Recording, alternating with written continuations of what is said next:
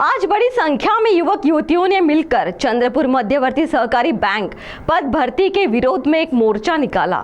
तो चलिए नजर डालते हैं इस खबर पर।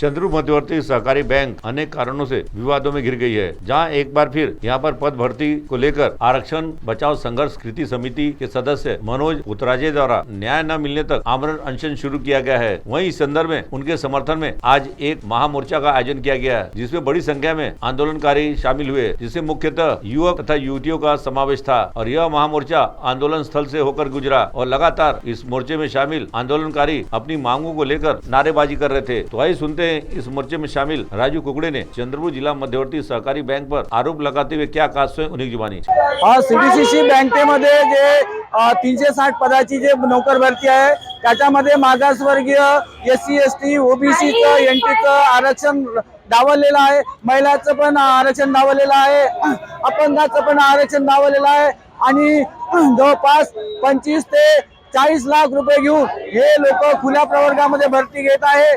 आणि त्या भरती घेताना ज्या आयटी कंपनीच्या माध्यमातून ती भरती घेतलेली आहे त्या भरतीमध्ये मोठ्या प्रमाणामध्ये घोळ झाला आणि त्या संदर्भामध्ये आता जे आहे विद्यार्थी रस्त्यावर उतरलेले आहे। अनेक विद्यार्थ्यांनी तक्रारी करून सुद्धा त्या तक्रारीचं निवारण न करता आणि त्यांच्या गुन्ह्याची जे आहे गुणपत्रिका न तपासता यांनी गुणपत्रिकाची यादी प्रकाशित न करता सरळ सरळ जे आहे बेकायदेशीर मार्गाने जे आहे त्यांना मुलाखतीसाठी बोलावलेला आहे आणि एक प्रकारे मोठ्या प्रमाणामध्ये भ्रष्टाचार करून कोट्यावधी रुपयाचा भ्रष्टाचार करून गोरगरीब मुलांच्या मागासवर्गीय गोरगरीब मुलांच्या जे आहे हक्काचं आरक्षण हिरावलेलं आहे। जे मुलं दिवस रात्र जे आहे अभ्यास करतात, स्पर्धा परीक्षेची तयारी करतात, त्या बिचारा गोरगरीब विद्यार्थ्यांवर मोठ्या प्रमाणामध्ये अन्याय झालेला आहे।